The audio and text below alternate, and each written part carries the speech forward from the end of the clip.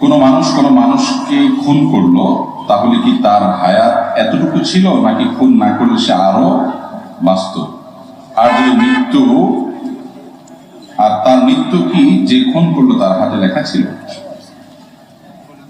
কেউ খুন হলো, এই ব্যক্তি যদি খুনের শিকার না হতো, তাহলে সে কি আরো কিছুদিন বাঁচত কিনা?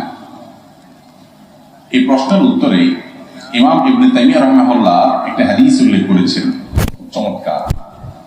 সে হাদিসটি পেশ করতে চাই। মানুষের তাকদীর, মানুষের হায়াত, রিজিক, এই বিষয়গুলো দুই প্রকার।